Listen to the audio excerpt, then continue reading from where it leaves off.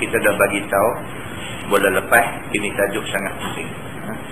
Tajuk ni sangat penting. Kegagalan kita untuk melakukan mandi wajib yang sah menyebabkan semua ibadat kita lingkup. Kegagalan kita untuk mandi wajib dengan cara yang sah menyebabkan semua ibadat kita buat lingkup belakang. Kita pegang Quran jadi berdosa, kita baca Quran dalam keadaan hadas besar jadi berdosa, kita pergi Mekah buat haji tak sah, kita semayang tak jadi apa, lingkup habis. Maka tajuk pada malam ni sangatlah pentingnya. Kata dia, ketahuilah saudaraku, adalah mandi junub itu ada kelakuan yang sempurna dan teratur kaifiatnya. Mandi wajib ni dia ada cara. Tentu benda ni semua ibadat. Semayang, puasa, zakat, haji, umrah, mandi wajib, wudu, ini semua adalah ibadat. Dan ibadat mesti ikut macam mana Nabi buat. Tidak boleh video reka-reka buat, tak boleh. Begitu.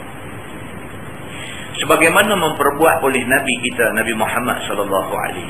Kita nak tengok macam mana Nabi mandi wajib. Begitu. Maka kaifiatnya itu telah dikeluarkan oleh Imam At-Tirmizi. Kata hadis dia, an Maimunah radhiyallahu anha qalat, wada'tu lin-nabi sallallahu alaihi wasallam ghuslan.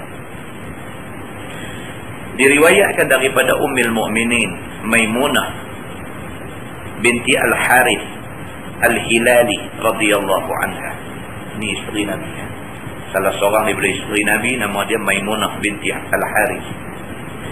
Kata dia, telah aku hantarkan dan aku dekatkan bagi Nabi SAW akan ayak mandi, kerana ia mau mandi junub. Isteri Nabi Maimunah, dia cerita, dia kata malam tu Nabi berjunub dan Nabi nak mandi junub. Nabi nak mandi, nak angkat hadas besar, maka dia buat piayak untuk Nabi guna untuk mandi hadas besar. Kata dia, fartasala minal janabah, maka mandilah dari sebab junubnya dan memulai ia, fa'akfa al-ina bishimali ala yamini faghasala kaffai, maka menyengit ia akan bejana, yakni akan bekas air dengan tangan kirinya, tuang ke atas tangan kanannya, maka membasuh dia akan dua tapak tangannya 2 ataupun 3 kali. Ini Nabi SAW sebelum dia mula mandi wajib, dia basuh tangan dulu.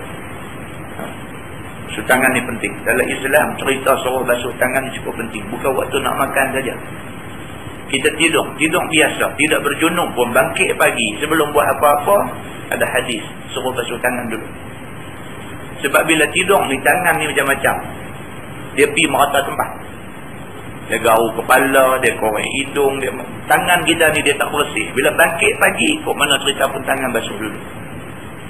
Maka orang yang dalam keadaan berjunub pun, sebelum start mandi wajib, tangan basuh dulu. Nabi SAW buat begitu. Summa adkhala yadahu fil ina fa'afadha ala farji. Kemudian daripada telah berbasuh 2 tangannya, maka memasuklah Nabi akan tangannya itu ke dalam bekas tadi, maka menuang ia, yakni dia ambilnya air itu dengan tapak tangannya, lalu ditimbanya dan dituangkan ke atas kemaluannya, yakni kubulnya dan duburnya. Lepas dah basuh tangan, Nabi seluk tangan dia masuk dalam bekas, dalam ina, dalam bekas, dalam cebok ada air. Tadi Nabi sengit, tuang basuh tangan kiri kanan. Dah tangan tu bersih daripada najis, Nabi celup tangan masuk dalam bekas tu. Hadis inilah timbulnya cerita ayat musta'mal. Di sisi mazhab Syafi'i, dia tak boleh bila celup dalam bekas yang kurang daripada 2 kolah. Dia kata ayat yang ada dalam bekas yang kurang daripada 2 kolah sudah jadi ayat musta'mal. Di sisi setengah mazhab lain, macam mazhab Ahmad bin Hanbal, dia tak ada ayat musta'mal. Pasal apa? Pasal dia sabit kepada hadis ni, Nabi celup tangan masuk dalam bekas yang kurang daripada 2 kolah, dan kemudiannya Nabi guna ayam tu untuk angkat hadas besar. Maknanya tidak timbul soal ayam yang dicelup tangan ni jadi musta'mal. Itu cerita dia. Dan dalam mazhab Syafi'i pula, dia kata Nabi celup tu, Nabi niat tangan dia tu jadi cebok. maka tidak timbul soal musta'mal. Kalau saja celup jadi musta'mal. Dia kata kalau niat tangan jadi cebok tidak jadi musta'mal. Ini perbahasan di kalangan mazhab. Begitu. Baik. Nabi SAW lepas dia basuh dua tangan dia, dia guna tangan dia cedok ayak dalam cebok tu, dia jurus kemaluan depan dan belakang dia, kubul dan dubur. Kata dia summa zaka biyadih al-haid awil ard. Kemudian daripada sudah dibasuhnya kemaluan dia dengan niat mandi hadas besar. Nampak itu penting tu. Start daripada basuh kemaluan tu, masa tu dah niat mandi hadas besar dah. Kalau tidak, dia jadi hak macam kita gezek bulan lepas. Masa dia pergi basuh tu, dia tak niat lagi mandi hadas besar. Lepas pada dia basuh bersih semua, dia start ambil ayat sembahyang, barulah lepas tu dia niat mandi hadas besar. Lepas pada tu dia mandi hadas besar, dia tak basuh dah kawasan kemaluan dia. Pasal dia tu ingat tadi dah basuh dah. Tapi basuh tak niat hadas besar lagi. Maka kawasan tu tak dianggap sebagai rata ayat kerana hadas besar lagi. Atang ni kita nanti kena perangkat. Jadi apa perlu kita buat? Basuh-basuh tangan tu. Masa basuh kemaluan, masa tu niat dah kata kita ni nak angkat hadas besar. Maka saat lagi bila kita dah berwuduk, bila kita mandi, memang kita dalam keadaan mengambil hadas. Sedang mengangkat hadas besar. Begitu. Baik, dia kata kemudian menyental ia akan tangannya ke dinding yang rumah ataupun bumi. Sebagaimana sental yang bersangatan.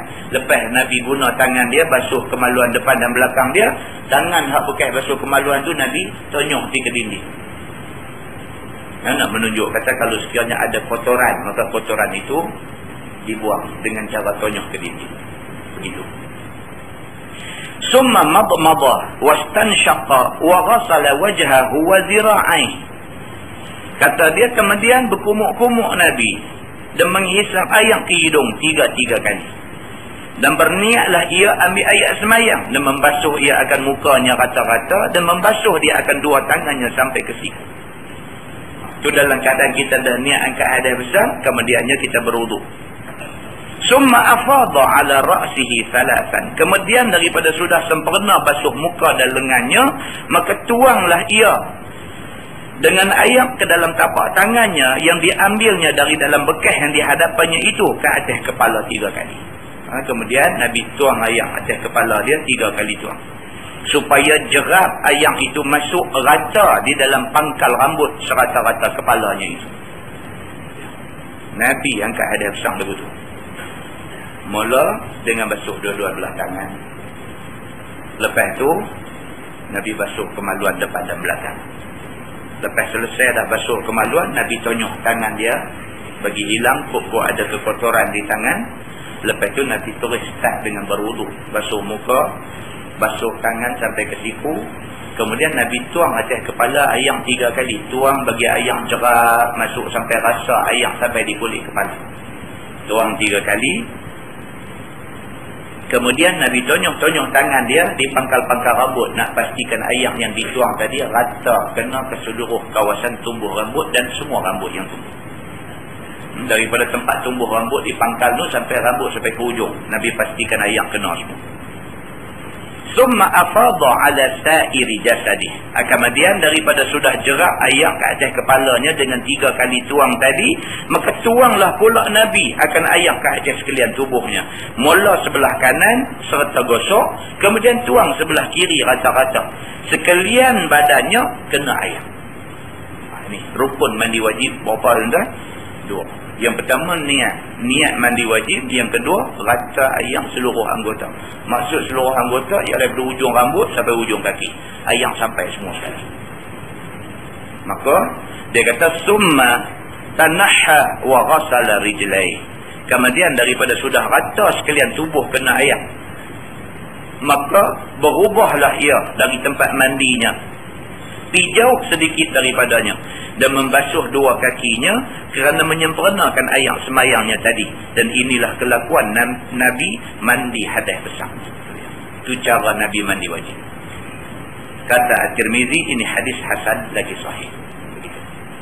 Baik, kita tengok hadis yang kedua. Dia kata satu lagi hadis Nabi SAW tentang mandi dikeluarkan oleh Imam At-Tirmizi dengan riwayat isteri Nabi yang dikasihnya sekali, iaitu an Aisyah radhiyallahu anha qalat kana Rasulullah sallallahu alaihi wasallam idza arada an yaghtasila min al-janabah bada'a faghasala yadayhi qabla an yudkhilahuma al-ina. Diriwayatkan daripada Aisyah radhiyallahu anha, kata dia adalah Nabi sallallahu alaihi wasallam apabila menghendaki ia bahawa mandi daripada sebab junub, maka mulalah ia maka membasuh ia akan dua tangannya sebelum bahawa memasukkan keduanya akan bekas, yakni akan bekas air, yakni dibasuhnya tangannya di luar bekasnya 2 atau 3 kali. Tengok, tadi riwayat daripada Maimunah, ni riwayat daripada Aisyah. Nabi buat style yang sama. Sebelum mula nak mandi wajib, Nabi basuh tangan dua-dua belah dulu. Lebih dahulu daripada memasukkannya, sebelum Nabi ambil tangan jelum masuk di dalam bekas air ni, Nabi basuh dua-dua tangan dia dulu. Summa ghasala farjah. Kemudian daripada sudah dibasuhnya tangannya itu, maka memasuklah Nabi akan keduanya, yakni kedua tangannya, mengambil dan mencebok itu dengan tangannya untuk membasuh kemaluannya, dan disentalkannya ke tanah kemudian daripada itu. Tengok, Aisyah riwayat macam Maimunah riwayat, serupa aja. Nabi mandi wajib, Nabi buat begitu. Dia kata wa yatawaddau wudu'ahu lis-salah, dan mengambil air semayang ia sebagaimana wudu'nya kerana semayang. Nabi SAW dah lepas dia basuh tangan, dah lepas daripada tu Nabi SAW gonyong-gonyong tangan dia. Lepas tu Nabi SAW ambil air semayang. Begitu. Yakni dengan niat angkat hadas kecil dan membasuh muka dan dua tangan sehinggalah akhir ambil air semayang. Summa yushribu sya'rahul ma'. Kemudian daripada selesai wuduk, minum dia akan rambutnya akan air. Maksudnya mengisap dia akan rambut kepalanya akan air. Maksudnya Nabi tuang air atas kepala, biar bagi air tu cerak sampai rasa kena kulit kepala. Itu maksud kata rambut minum air. Dia tuang air atas kepala dia sampai rasa sejuk kulit kepala. Makna air tu dah turun kena kulit kepala dia. Kata dia summa yahsi ala ra'sihi thalatha hasayat. Kemudian meraup ia dengan dua tapak tangannya ke dalam air itu kerana menceboknya dengan dua tapak tangannya. Kemudian Nabi raup, dia cebok air, tuang atas badan dia, maka meronggahkan ke atas kepalanya 3 kali raup dan 3 kali ronggah. Nabi tuang atas kepala dia, Nabi raup dengan jari dia, nak pastikan air sampai di semua kawasan tempat tumbuh rambut tu. Kata At-Tirmizi, ini hadis hasan lagi sahih. Itu hadisnya. Baiklah, ni kita tengok masalah. Masalah mandi junub dan kelakuan yang akmal, yang sempurna macam mana yang kata mandi junub. Kata Imam Nawawi dalam syarah Sahih Muslim, telah berkata ashab kita, bermula kesempurnaan mandi wajib itu bahawa memulai oleh orang yang mandi itu dengan basuh tangan dia 3 kali. Itu nombor 1. Sebelum memasukkan tangannya ke dalam bekas, yang ni bagi kira orang Arab bawa main bekas apa ayam apa semua, kita lah pajong senang.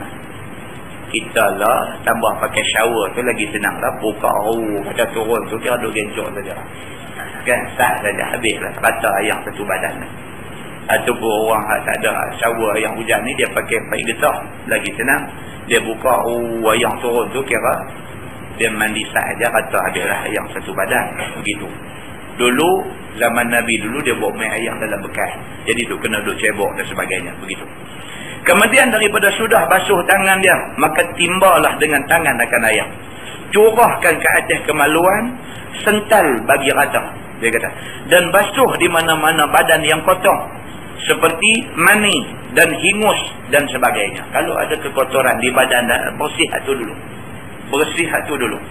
Kemudian daripada itu mengambil air semayang sebagai wuduk kerana semayang dengan sempurna.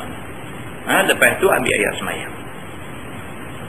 Saya ulang lagi sekali. Jadi mula-mula basuh tangan dulu. Dua-dua belah tangan basuh. Lepas daripada basuh tangan tu, basuh kemaluan depan belakang. Bersihkan kalau sekiranya ada najis. Bersihkan bagi bersih. Masa tu niat mandi wajib dah. Bersih dah apa semua, clear. Tangan basuh balik sekali lagi. Tak payahlah tonyok, sentai apa semua, sebab kita layak jenuh. Kita basuh lagi sekali bagi bersih tangan. Lepas tu berwuduk. Tu duk ada dalam mandi wajib lah tu. Bukan kata lepas ambil air semayang apa semua baru niat mandi wajib. Tak. Mandi wajib ni niat masa ayak mula-mula cecah kita tu, masa tu niat mandi wajib dah. Masa duk basuh kemaluan bersih tu, masa tu dah niat mandi wajib dah. Tu dah duduk dalam kawasan mandi wajib dah. Kemudian barulah berwuduk, saya kata. Yakni daripada mendatangkan niat wuduk dan basuh muka dan dua tangan rata-rata dan sapu kepala dan basuh dua kaki, selesai habis air semayang. Kemudian cebok ayam di dalam bekas itu dengan dua tangan. Kalau tak ada cebok, dia kata, kita lah ada cebok, lebih daripada cebok, pancung pun ada. Jadi tak ada masalah lah. Pakai curus, pakai paigetah gitu aja. Maka ronggahkan ke atas kepala satu cebok. Dicelah-celahinya pula dengan jari ke pangkal rambut dan juga janggut. Bagi orang jenis janggut tebal ni, dia kena lebih berhati-hati lagi. Semua kawasan tempat tumbuh janggut dia tu kena pasti ayam sampai. Gitu. Kalau dia pakai jurus-jurus gitu hai saja, dia basah janggut aku belah luar ya. Aku belah dalam tak kena ayam, sangkut mandi wajib dia. Kemudian cebok lagi 3 kali, ronggahkan atas kepala dan ambil jaga, yakni hati-hati, ratakan segala celah-celah kelepek badannya seperti celah ketiak dan di dalam 2 telinga dan pusat dan celah-celah jari dan lipat-lipatan perut dan lain daripada yang demikian itu. Yang ni tempat-tempat yang paling penting kita nak kena halusi. Lubang pusat, kalau pusat bujai lain lah, dia tak ada lubang. Jenis pusat berlubang ni, dia kena tonyok, dia kena korek-korek masuk dalam pusat. Telinga ni, cuping telinga kita ni, kawasan hadut nampak ni semua, kecuali dalam lubang telinga je tak payah masuk air. Ni, kawasan cuping ni semua mesti kena sampai air. Ni, paling bahaya ni, belah atas ni, semua nak kena pergi masuk air. Kalau pakai betul ya ni, celah ni tak kena, mandi wajib tak sah. Semua ni kena teliti. Kalau orang hak jenis badan sedap ni, tengkok berlapis dan sebagainya ni, lapis-lapis ni semua kena pastikan air sampai. Semua kawasan yang zahir daripada badan kita ni mesti dipastikan sampai air pada dia. Maka maulah sampaikan air kepada semuanya. Dia kata semua mesti sampai air. Begitu. Kemudian tuang lagi air ke atas kepala 3 kali. Kemudian tuang serata badan 3 kali dengan gosok di mana badan yang sampai tangan kepadanya. Dan jangan mandi dan jika mandi di dalam sungai ataupun kolam, menyelamlah di dalamnya 3 kali. Dan sampaikan air kepada sekalian kulit, hari dan bulu-bulu yang tebal dan juga yang jarang. Kalau sungai lagi senang. Terjun berum tu, berum niat mandi wajib tu. Kan? Timbul-timbul tu, timbul boleh naik tarikan tolong.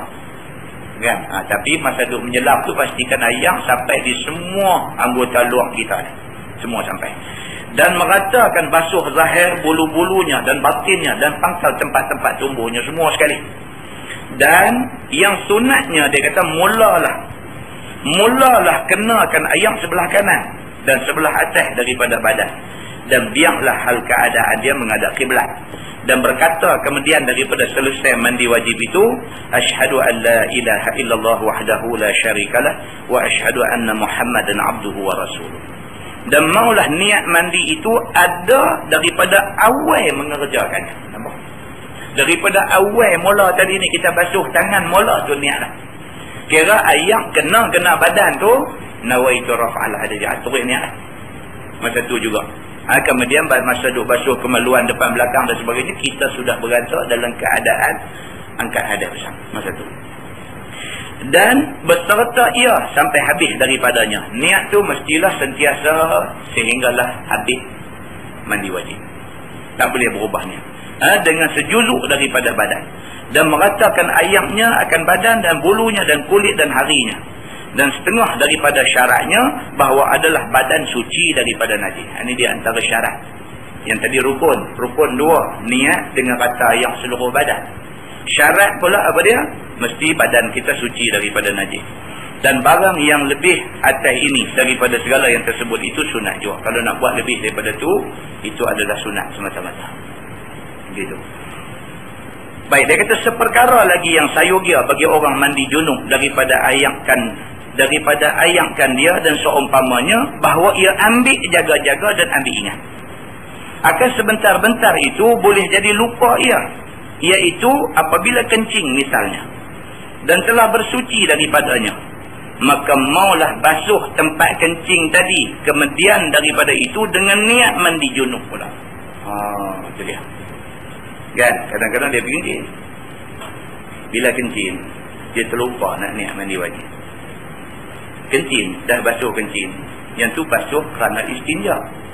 Lepas dah basuh kerana istinja tu, dia nak kena niat mandi wajib, basuh pula tempat yang sama tu. Basuh pula tu bukan basuh kerana istinja, tapi basuh kerana mandi wajib pula. Ni niat tuan-tuan. Pasal apa? Pasal dia hadis innamal a'malu binniyat. Sesungguhnya amal perbuatan kita buat ni semua sekali Tuhan tengok pada niat. Kalau kita niat istinja, niat nak basuh kencing, jadi basuh kencing lah. Dia tak jadi mandi wajib lagi. Saat lagi bila kita mandi, kita tak basuh dah tempat tu. Masa kita ingat tadi masa kencing tadi basuh tak. Padahal masa basuh tadi ni belum niat mandi wajib lagi. Tu niat basuh kencing. Maka kawasan tu sudah dianggap tidak sampai air. Maka mandi wajib tidak sah. Yang ni kena jaga. Saya kata. Yang ni kena jaga. Kerana jika tiada dibasuhnya, kemudian daripada sudah bersuci tadi, lepas pada dia kencing tu, dia pakai basuh kencing aja. Masa mandi wajib dia tak basuh dah. Dia ingat tadi dah kencing dah basuh dah. Dia ingat lagu tu, maka barangkali boleh jadi terlupa daripadanya pula. Kemudian daripada sudah sempurna wudu, nescaya berhajat kepada menyentuh paras itu. Dah lepas pada tu dia dah ambil ayat semayang. Lepas ambil ayat semayang, mandi semua, baru teringat.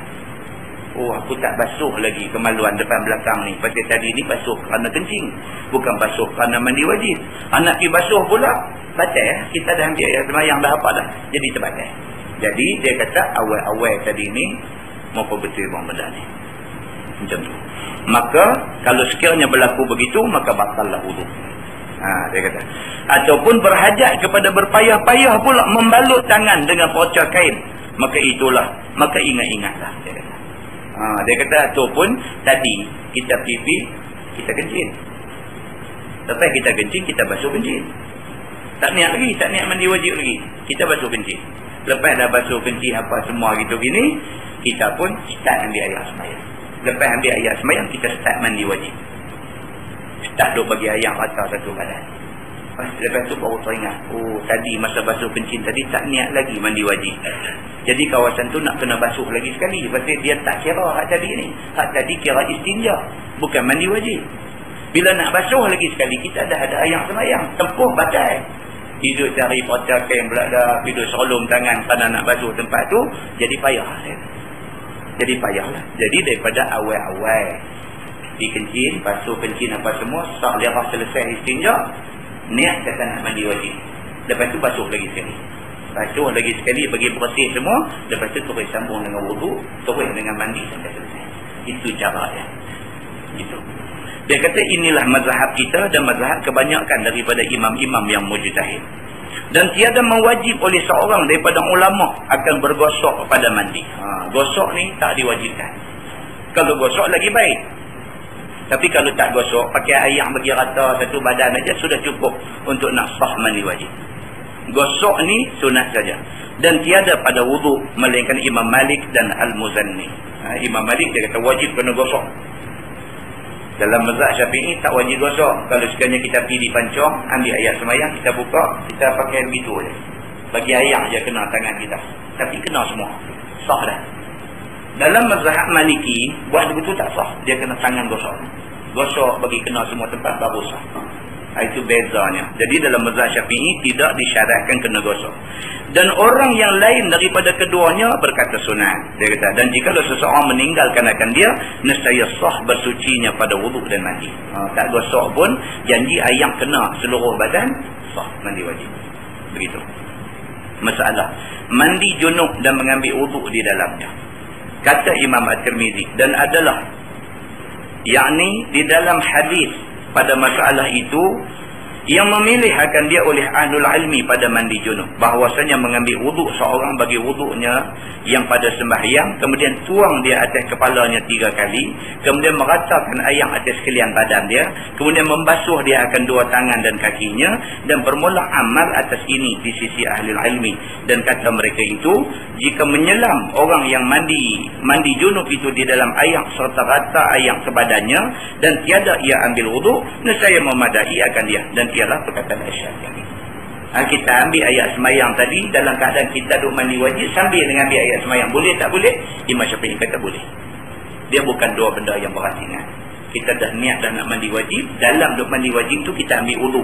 Maka dia kira semua tu kira sekali dengan mandi wajib. Sebab niat mula kita mandi wajib. Dia kata begitu.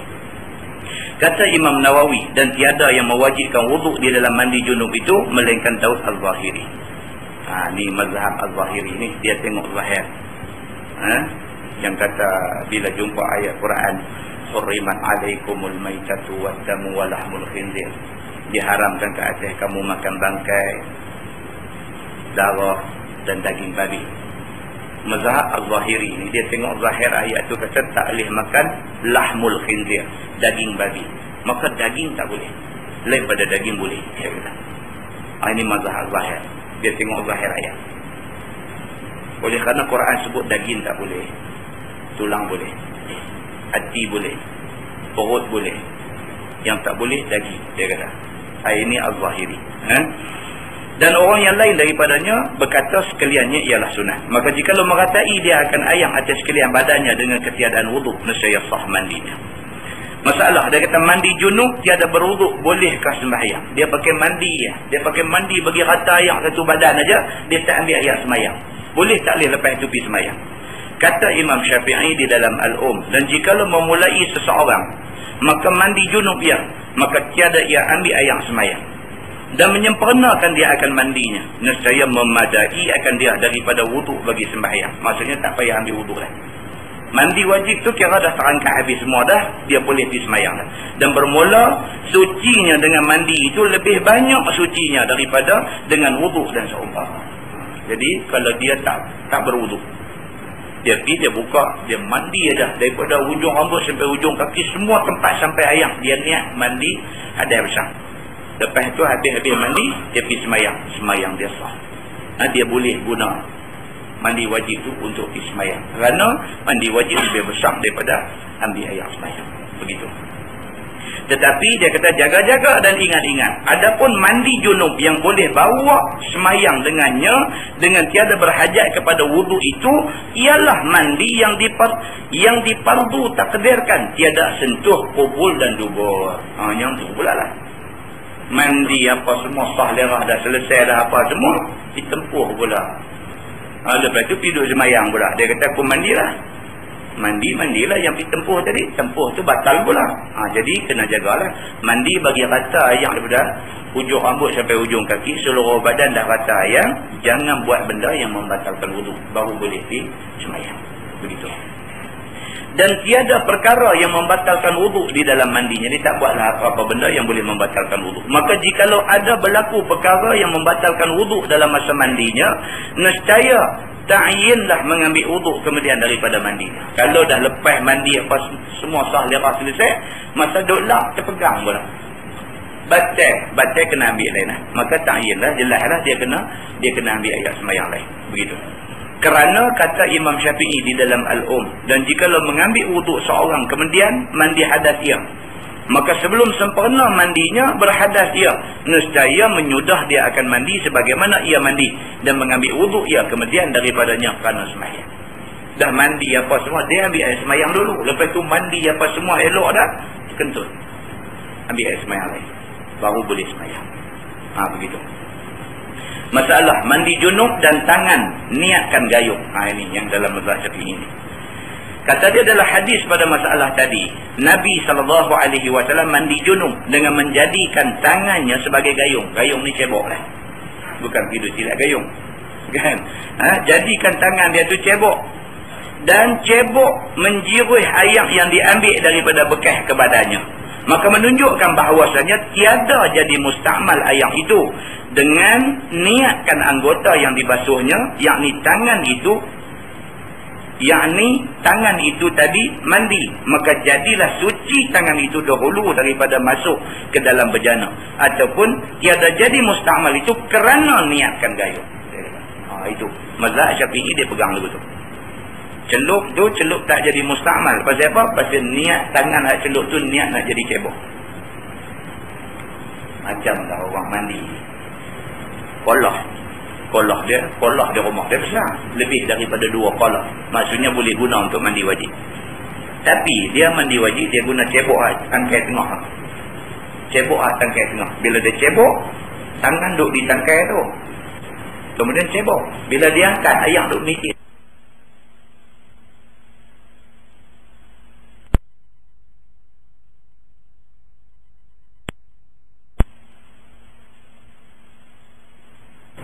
Kolah dia rumah dia besar. Lebih daripada 2 kolah. Maksudnya boleh guna untuk mandi wajib. Tapi dia mandi wajib, dia guna cebok tangkai tengah. Cebok tangkai tengah. Bila dia cebok, tangan duduk di tangkai tu. Kemudian cebok. Bila dia angkat, ayam duduk mikir. Tak. Masuk di dalam cebok dia angkat tu. Mustamal ke ada ayam tu. Ada setengah orang dia raplah tu. Kerana tu dia jadi raplah. Cedok tu dia tak jadi mustamal sebab tangan kita tu pegang cebok. Memang begitu cara dia. Orang dulu-dulu mandi telaga.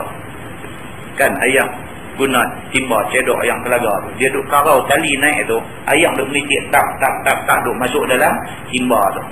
Mustamal ke tak tu? Kalau nak kira mustamal lah. Tapi tak. Pasal apa? Pasal kita nak ambil cebok tu nak mandi. Jadi begitu.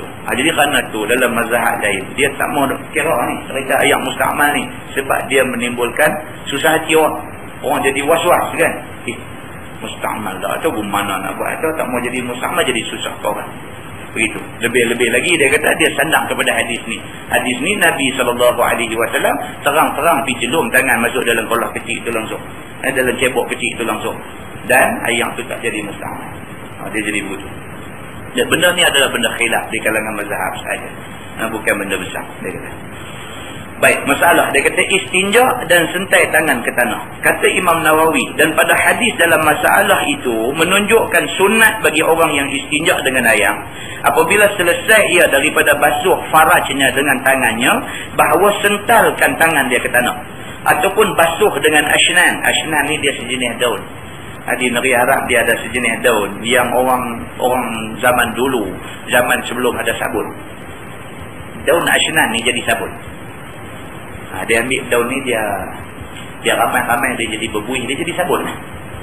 Jadi kalau potong-potong kalau apa minyak lekat di tangan ke apa-apa, dia ramai daun ashnan ni keluar minyak lekat di tangan. Gitu. So dia kata sinilah bahawasanya sentalkan ke tanah ataupun basuh dengan ashnan ataupun ganyahkan ke dinding supaya hilang dengan sebabnya akan bau, kotor dan barang yang diluati, barang yang tak elok. Kalau kita ada pakai sabun lah. Masalah dia kata mandi junub tiada tertib. Kata Imam Syafi'i, dan jikalau memulai seseorang daripada kakinya pada mandi junub sebelum basuh kepala ataupun dicerai-ceraikannya basuhnya, maka membasuh ia daripada anggota sedikit, kemudian sekejap lagi basuh pula sedikit, nescaya memadai akan dia. Dia kata kalau sekiranya kita tak tertib kan, kita start dengan basuh kaki. Yang cerita adalah hadis tadi Nabi start dengan basuh 2 tangan. Lepas tu Nabi basuh kemaluan. Lepas tu Nabi gonyoh tangan dia. Lepas tu Nabi berwudu. Lepas tu baru Nabi start dengan hubung-hubung kepala. Lepas tu tangan. Itu tertib yang Nabi buat. Dia ni tak, dia lagu tak ikut yang tu. Dia start dengan basuh kaki. Lepas tu dia start basuh betih naik ke lutut. Dia start daripada bawah. Kan, pasal apa? Pasal dia ada terima petua daripada siapa kan. Kita kalau mandi jangan terkejut terus jurus kepala. Dia kata mudah kena tersemak. Dia kata dulu tu. Jadi start dengan basuh kaki, bagi sejuk naik pelan-pelan daripada kaki naik sampai katak. Ada juga orang petua dulu tu kan. Dia kata awak ni kerap dengan tersemak. Dia kata cuba hang buat lagu ni. Dia bagi petua tu. Dia bagi petua tu. Dia kata kalau nak mandi tu jangan bagi badan terkejut. Start dengan basuh kaki dulu. Lepas tu baru basuh naik sampai ke lutut, baru sampai ke paha. Dia kata jadi badan kita tak terkejut. Ni hang berum terus atas kepala. Dia kata tu yang tu kena sesemua. Dia kata lagu tu pula. Kan? Nabi SAW mandi dia lagu hak kata nak kena sesemua ni. Lagu tu. Kan? Jadi kalau sekiranya dia ikut lagu petua orang ni, dia basuh, dia mandi wajib ni, dia start dengan basuh kaki dulu. Boleh tak boleh? Dia kata boleh. Yang pentingnya apa? Yang pentingnya ayat rata seluruh badan. Yang tu yang penting. Jadi kalau sekiranya tidak berlaku tertib tadi ni, maka tertib tidak ikut tertib itu tidak jadi apa-apa halangan. Baik, dia kata dan bukannya mandi junub ini seperti mengambil wuduk yang menyebut akan dia oleh Allah Azza wa Jalla, maka dimulai setengahnya dahulu daripada setengah, yakni bertertib pada anggota. Kalau ikut tertib wudu, dia start dengan basuh muka, lepas tu basuh tangan, lepas tu baru basuh kepala, lepas tu baru basuh kaki. Dia ni dah, dia mandi wajib, dia start dengan basuh kaki. Lepas basuh kaki, dia pergi basuh tangan, lepas tu dia basuh badan. Dia tak ikut tertib, maka mandi wajibnya sah juga, tidak jadi masalah. Saya kata baik, masalah mandi junub dan menyentai celah jari. Kata Imam Syafi'i, dan maulah mencelah-celahi dengan tangannya oleh orang yang mandi ataupun mengambil wudu akan segala jari kakinya, sehingga yakin dia akan air telah sampai kepada antara segala anak jarinya. Dia hendaklah basuh celah-celah jari itu, pasti air semua sampai. Dan tiada memadai akan dia, melainkan yakin akan air telah sampai akan antara keduanya. Maka memadailah akan dia yang demikian itu. Dan jika tidak mencelah-celahi ia sekalipun, dia buatlah lagu mana pun, yang penting dia yakin air sampai di seluruh anggota badannya. Begitu. Bagi orang yang jari kadang-kadang dia melekat, kan? Ada orang ni dia beranak tahu nitik ke apa, atau dia punya jari dia melekat gitu. Orang macam ni mandi wajib dia kena pasti celah-celah jari itu dia mudut tonyok bagi air sampai. Takut kau air tak sampai. Dua jari kembang, hak lain semua sampai, hak dua ni tengah dia tak sampai air, habis mandi wajib tak sah. Hak jenis jari yang macam apa nama Cina Makau kembang tu senang, dia curus gitu aja sampai belakang kan, sebab jari dia tak berkembang. Macam tu. Baik, masalah mandi junub tiada berkumuk-kumuk. Macam mana pula dia ni? Dia mandi wajib, dia tak kumuk-kumuk. Kata Imam Syafi'i rahimahullahu ta'ala, dan tiadalah aku menyukakan bagi seseorang meninggal ia akan berkumuk-kumuk dan menghisap air ke hidung pada mandi junub. Dan jika meninggalkan ia akan dia dengan lupa, maka sukalah aku baginya bahawa berkumuk-kumuk ia. Maka jika tiada berkumuk-kumuk pun, tiadalah pula atasnya mengembalikan sembahyang, jika sembahyang ia dengan mandi junub yang tiada berkumuk-kumuk itu. Maksudnya apa? Kalau berkumuk, itu lebih baik daripada tidak berkumuk. Kalau tidak berkumuk, dia tidak menyebabkan mandi wajib tak sah. Tak berkumuk pun mandi wajib sah, tapi kumuk itu lebih baik. Gitu. Masalah mandi junub membasuh mata dan telinga. Kata Imam Syafi'i, dan tiada lazim atas seorang yang mandi junub itu merenjih air ke dalam biji mata. Dia tak suruhlah ke dalam itu. Kan hidup pocik air ke dalam biji mata ni buta kerana duk mandi wajib basuh biji mata. Dan tiada membasuh akan keduanya, kerana keduanya itu bukanlah zahir badan. Biji mata ni bukan zahir. Pelupuk mata belah luar ni mesti kena sampai air. Biji mata dalam bukan benda zahir, maka dia tak mesti kena air. Kerana menyelangi akan keduanya oleh pelupuk mata, dia kata. Kerana dia ada satu penutup, dia tutup biji mata, maka biji mata tak perlu kena air. Kata Imam Syafi'i, dan wajib atasnya membasuh luarnya dan dalam dua telinga. Telinga belah luar, belah dalam cuping telinga kena basuh. Kerana kedua-duanya zahir badan. Ni walaupun belah dalam telinga ni dia dipanggil zahir badan. Dan membasuhkan rata-rata pada barang yang zahir daripada cuping telinga. Telinga ni cukup. Ramai orang nanti terkena dengan telinga. Ramai orang nanti terkena. Dan tiada lazim atasnya memasukkan air ke dalam lubang telinga. Dalam lubang telinga tak payah. Tapi dalam cuping telinga ni mesti kena sampai air. Begitu. Masalah mandi junub dan wudu ada sedia. Kata dia, seorang yang ada wudu'nya tiba-tiba keluar mani dengan tiada jima. Dia ni teruk punya manusia. Kan? Tak ada pasal apa. Dia ada ayat semayang. Ada ayat semayang. Tapi duduk tak duduk, keluar ayat mani. Ni teruk ni kena pergi berubat. Kan? Jarang orang jadi lagu ni. Maka wajib atas dia mandi. Dan wudu'nya tiada batal. Sebab apa? Sebab keluar mani tidak membatalkan wudu'. Tetapi mewajibkan mandi. Itu dia ada pelik sikit. Sebab apa? Sebab mani ni dia bukan najis. Kalau keluar air kencing, batal wudu. Tapi kalau keluar mani, wudu tak batal. Tapi dia kena mandi wajib. Pasal apa? Pasal dia ada hadas besar kerana keluar mani. Ni kes ni dia sebut juga pasal ada jadi. Benda macam ni ada jadi. Dia kata, dan orang yang macam ni maka wajib atas dia mandi dan wudunya tidak batal. Ya, semayang tu ada. Tetapi adakah dituntut dia berwuduk juga di dalam masa mandinya? Walaupun wuduk dia tak batal, saat lagi bila dia mandi, adakah dia masih lagi disunatkan berwuduk dulu sebelum mandi? Jawabnya tiada syak. Dia kata dituntut wuduk itu di dalam mandinya. Sebagaimana menurut nas Imam Nawawi. Walaupun dia kata wuduk dia tak batal, tapi masa mandi lagi dia masih lagi disunatkan berwuduk. Sewaktu nak mandi wajib. Katanya adapun niat wuduk di dalam mandi junub itu ialah niat mengangkat hadas kecil. Melainkan bahawa adalah seorang itu ada junub yang tiada batal ayak sembahyangnya. Maka bahawasanya niat wuduk sunat saja. Masalah mandi junub dan basuh kaki wuduk. Adalah dalam hadis pada masalah tadi menyebutkan Nabi SAW basuh kaki wuduk di dalam mandi junubnya. Ialah kemudian daripada selesai mandi junub. Hadis tadi. Kan? Nabi tadi ni last sekali dah habis selesai mandi, Nabi bergerak pergi jauh sikit daripada tempat mandi tu, Nabi basuh kaki. Begitu. Baik, kata Imam Nawawi telah datang pada beberapa riwayat Siti Aisyah radhiyallahu anha di dalam Sahih Bukhari dan Sahih Muslim bahwasanya Nabi SAW ambil wuduk di dalam mandi junubnya sebagai wuduk bagi sembahyang sebelum menuang air ke atas tubuhnya. Maka yang zahir bagi ini hadis bahwasanya Nabi SAW menyempurna ia akan wuduk dengan basuh kaki sekali.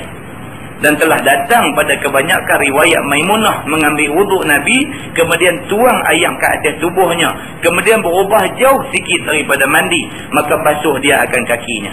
Sebagai dalam hadis tadi, maka tasrih perbuatan Nabi itu mentakhirkan basuh kaki. Dia kata. Dan bagi Imam Syafi'i radhiyallahu anhu ada dua qaul. Yang asahnya lagi yang terpilih dan yang lebih masyhurnya bahawa seseorang itu sempurnakan dia akan wuduknya dengan basuh kaki sekali. Dan qaul yang kedua bahawasanya seorang yang mandi mentakhirkan basuh dua kali. Mana-mana satu pun boleh.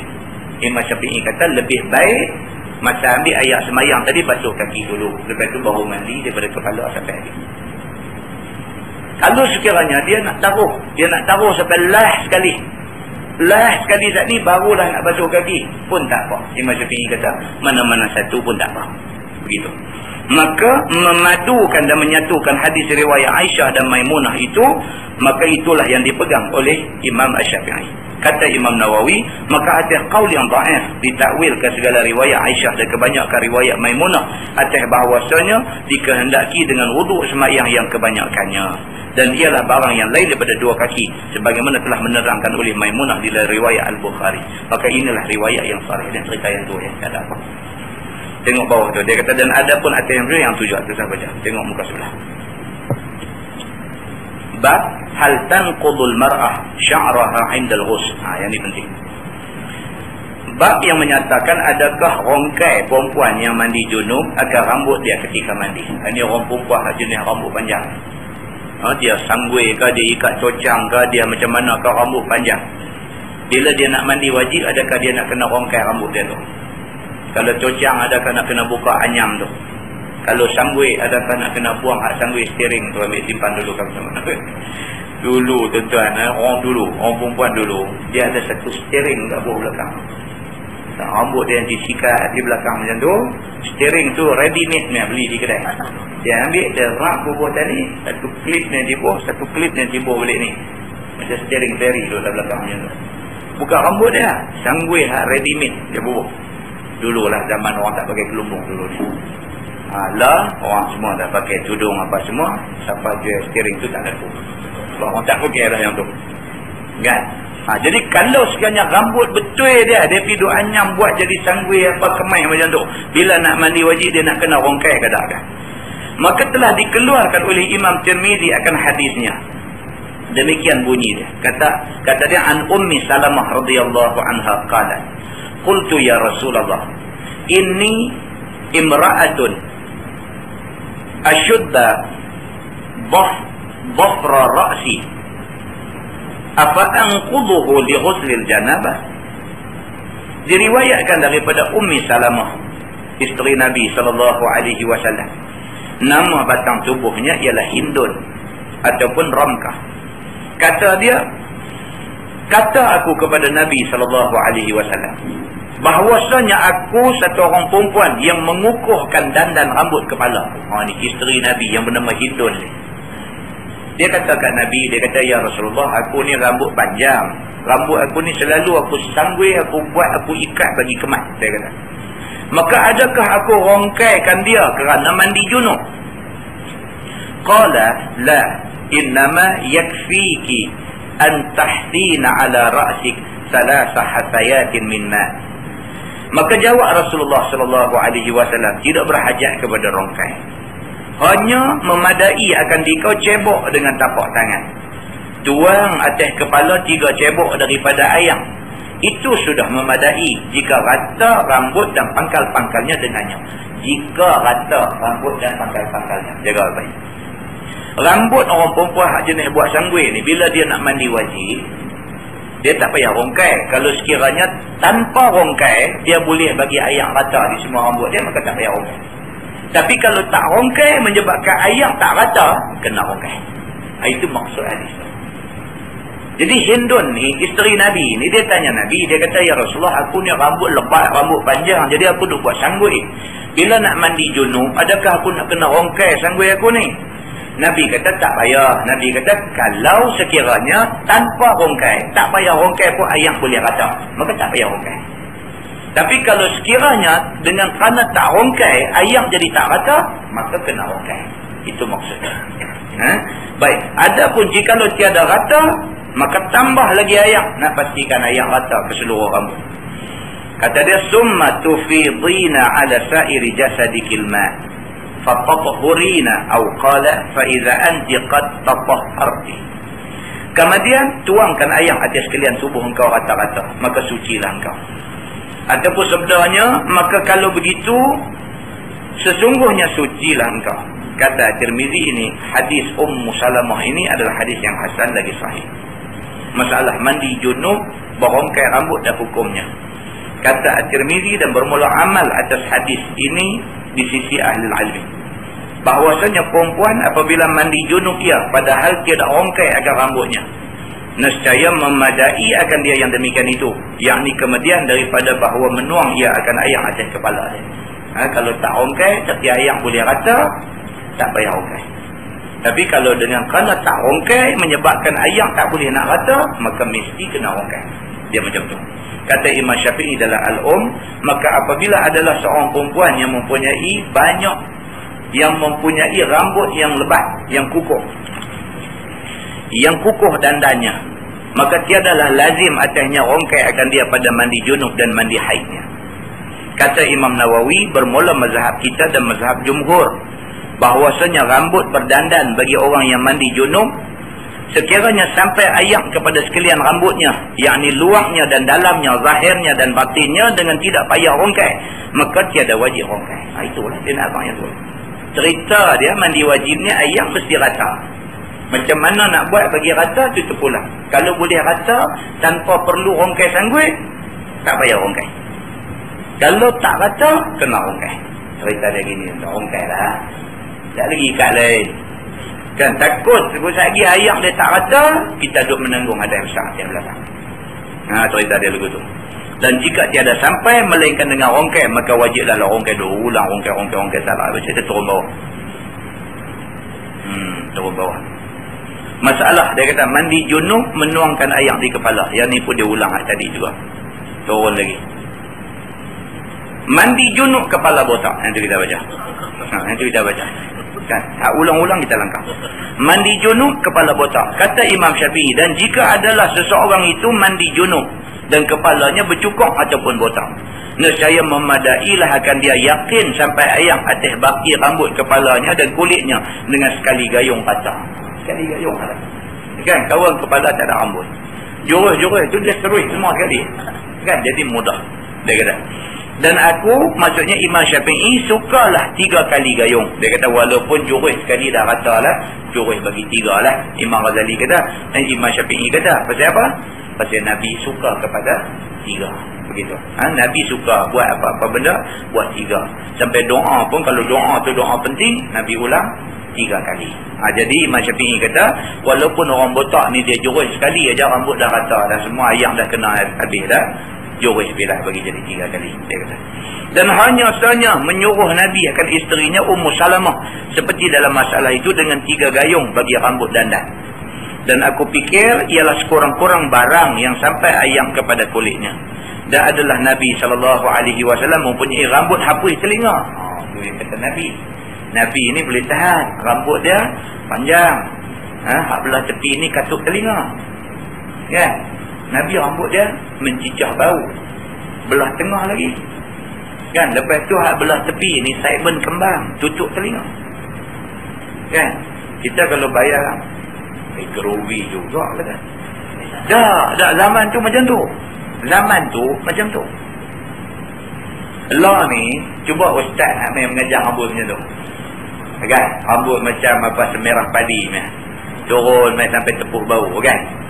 Sahabat pakai juga. Tapi sini cik rambut turun macam rekod ni. Saya ingat malam ni penghabislah tuan-tuan main mengaji kat saya. Bulan depan pakai tak ada apa. Dia kata nampak mampu lah ni kata.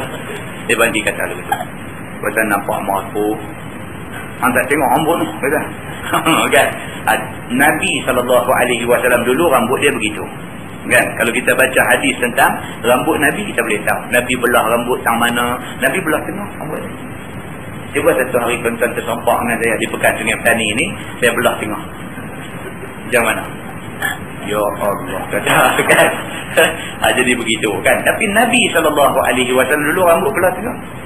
Habis daripada hadis yang menceritakan tentang rupa rambut Nabi semua ni. Baik, ni pula dia kata dan adalah Nabi SAW mempunyai rambut hapus telinga. Maka menggayung Nabi ke atasnya 3 kali. Nak abang rambut Nabi rambut panjang kan. Dan Nabi jurus kepala 3 kali. Begitu. Demikian itulah keadaan wuduk seumur-umurnya 3 kali kerana pilihan. Nabi seumur hidup dia bila dia suka buat 3 kali begitu. Dan bermula sekali yang meratai itu memadai pada mandi dan wuduk. Walaupun sekali dah okey, tapi Nabi suka 3 kali. Kerana jatuh dengan dia nama mandi dan juga wuduk apabila diyakinkan bahawa datang ia dan jerap ia di atas rambut dan kulit hari. Baik, masalah dia kata mandi junub laki-laki dan perempuan berlainankah? Kata Imam Nawawi rahimahullah ta'ala bahawasanya mandi laki-laki dan perempuan itu daripada junubnya dan haidnya dan nifasnya dan lainnya daripada segala mandi yang disyarakkan dia sama jua pada tiap-tiap perkara, melainkan barang yang tersebut pada riwayat Muslim dan syarahnya bahawasanya disunatkan bagi haid memakai sepotong bau-bauan daripada kasturi, palitkan kepada kapas, kemudian disumbatkan ke dalam faraj. Ini untuk orang perempuan yang mandi kerana haid kan. Jadi dia kata sunat begitu, ambil kapas, sapu, wangi apa sikit, bubuh di kemaluan dia. Dan bermula kaifiat mandi yang akmal, yang sempurna telah disebutkan dia di dalam masalah yang lepas tadi. Itu boleh rujuk balik. Masalah mandi junub anak dara dan tiada dara. Orang perempuan ni pula kalau anak dara dengan yang dah kahwin dah ni, ada beza tak mandi? Kata Imam Nawawi, adalah mandi junub anak dara, yakni yang belum kena jantan. Yang belum kena jantan. Astagfirullahaladzim. Bahasa dia lah. Ini bahasa dia. Enggak. Bagi setengah orang mungkin bunyi kasar. Enggak. Bagi dia mungkin tak ada apa-apa. Begitu kan. Jadi kata Imam Nawawi, adalah mandi junub anak dara, yakni yang kata anak dara tu yang belum kena jantan. Tiada wajib menyampaikan air ke dalam farajnya. Hak mati anak dara ni kalau dia mandi angkat hadas besar kerana haid kan, maka dia tidak perlu sampaikan air sampai ke dalam kemaluan dia. Dan jika perempuan itu sudah kena jantan, dia ulang lagi sekali kan, maka wajiblah sampaikan air itu kepada barang yang zahir, yakni yang terbuka daripada farajnya waktu bertinggung. Ni orang perempuan yang dah kahwin ni dia kena begitu. Masa dia nak basuh kemaluan tu dia kena duduk bertinggung, hak mana yang terzahir nampak semua kena sampai ayam. Kalau tidak tak sah. Yang ni kena jaga-jaga. Kerana bahawasanya jadilah ia pada hukum zahir. Dia jadi benda tu boleh kerana nampak maka dia jadi zahir. Begitu. Begitulah dinaskan atasnya oleh Syafi'i dan jumhur ashab kita. Dan kata setengah ashab kita, tiada wajib atas perempuan yang sudah kena jantan itu membasuh dalam farajnya. Ada satu pendapat. Tapi Imam Syafi'i kata kena basuh. Dia kena duduk bertinggung dan dia kena pastikan kawasan yang nampak semua dibasuh dengan air ketika mandi wajib. Dan kata setengah, wajib yang demikian itu pada mandi haid dan nifas, dan tiada wajib pada mandi junub. Ada setengah pula dia kata untuk mandi haid wajib. Pasal apa? Pasal dia sebulan sekali. Dan untuk mandi junub tak boleh. Apatah lagi kalau dia laki dia hari-hari mah. Dia hari-hari kena mandi tu, hari-hari susah. Jadi bagi mandi kerana junub, dia kata tak payahlah sampai nak kena macam tu.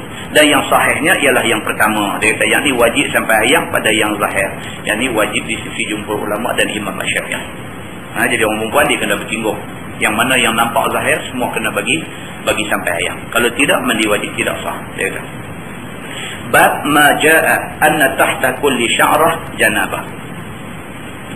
Ini pendek.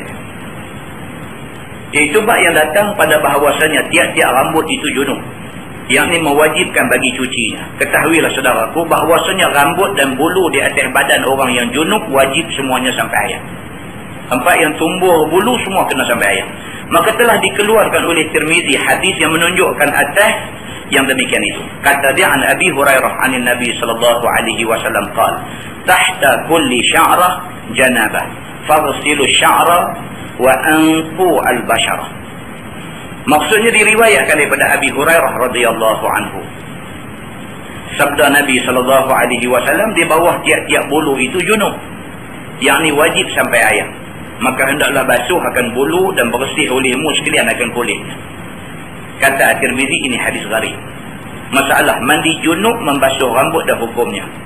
Kata Imam Syafi'i, dan jikalau adalah mereka yang wajib atasnya mandi junub itu mempunyai rambut panjang, maka membasuh ia akan barang yang atas kepalanya daripadanya, dan membasuh badannya dan meninggalkan barang yang berjela-jela ke bawah daripadanya, maka tiada dibasuhnya, nescaya tiada memadai akan dia.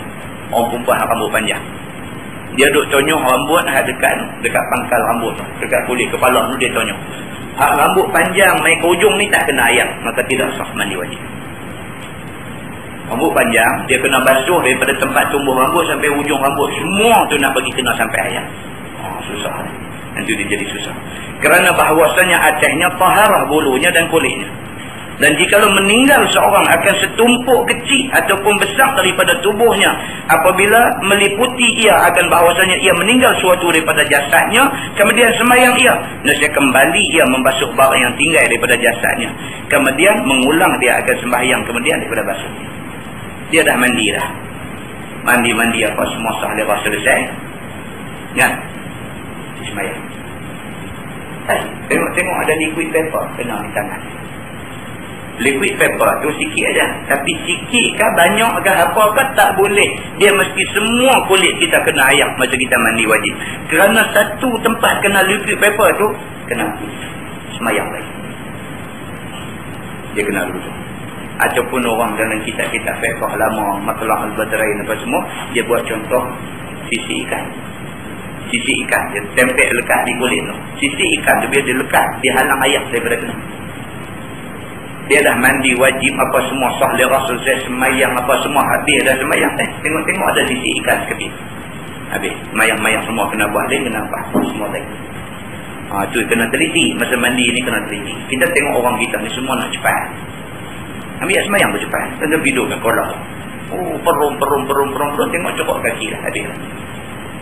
Kan? Macam mana dia ambil ayat semayang gopok. Macam tu lah dia mandi wajib dia gopok. Boleh tak lah? Dia jenis tu, dia jenis nak cepat. Maka bila nak cepat ni dia tak teliti. Bila tak teliti dia ada lah nak jadi selek tang ni dia ada. Selek ni pula dia nak sangkut habis ibadat semua yang ni leceh. Jadi biar buat apa benda pun biar sekali saja. Macam anak-anak kita nak periksa pun kita ada pesan kat mereka betul lah. Periksa ambil sekali saja. Tak mau 2-3 kali. Kadang-kadang dia tak larat lah, jemur lah, boring lah, fed up lah, tak larat baca buku lah, letih lah, apa lah, macam-macam dia buat baca lebih kurang. Ambil tak payah nak kena ambil lain. Ambil lain lagi jemur daripada ambil sekali mula baca. Jadi alang-alang nak ambil perintah sekali saja, biar kita pulun susah-susah sekali saja. Lepas itu lepas tu. Macam tu lah dalam soal ibadat pun. Kita tak mau buat, lepas tu tak nak kena ulang balik 2-3 kali siapa suruh. Sekali, tapi buat bagi sempurna bagi Allah. Dia macam tu. Baik. Jadi Nabi SAW dia pesan macam tu. Satu lagi dia kata bab fil wudu' ba'dal ghusli, menyatakan wudu' kemudian daripada mandi. Ketahuilah saudaraku, manakala sudah ada wudu' di dalam masa mandi, maka tiadalah wudu' kemudian daripadanya lagi. Tadi masa nak start mandi wajib tadi dah ambil ayat semayang, tak payahlah ambil ayat semayang lepas pada tu. Dia kata kalau sekiranya kita tak buat benda yang membatalkan wudu', yakni tiadalah diulang lagi ambil ayat semayang dengan dalil hadis yang dikeluarkan oleh Imam Tirmizi. Kata dia an Aisyah anna Nabi sallallahu alaihi wasallam kana yatawaddau ba'da al-ghusl. Diriwayatkan daripada Aisyah radhiyallahu anha bahwasanya Nabi sallallahu alaihi wasallam adalah ia tiada mengambil wuduk kemudian daripada mandi janabah. Kata At-Tirmizi ini hadis hasan lagi sahih. Mandi junub dan wuduk kemudian daripadanya. Kata At-Tirmizi, dan ialah hadis dalam masalah tadi perkataan yang ketiadaan seorang daripada sahabat Nabi SAW dan tabi'in, dan bahawasanya tiada mengambil ayat semayang lagi kemudian daripada mandi. Sahabat-sahabat pun macam tu. Kata Imam Nawawi, dan berhasil fadilat wuduk mandi junub itu dengan mengambilnya dahulu daripada mandi atau kemudiannya. Dan apabila sudah ambil wuduk ia pada mulanya, maka tidak ambil lagi pada kali yang kedua pula. Maka sesungguhnya telah muwafaqah ulama bahwasanya tidak disunatkan 2 wuduk. Wallahu a'lam. Yang baik itu daripada Allah, yang tidak baik silap saya. Kita tangguh dengan tasbih kafarah dan surah Al-Asr.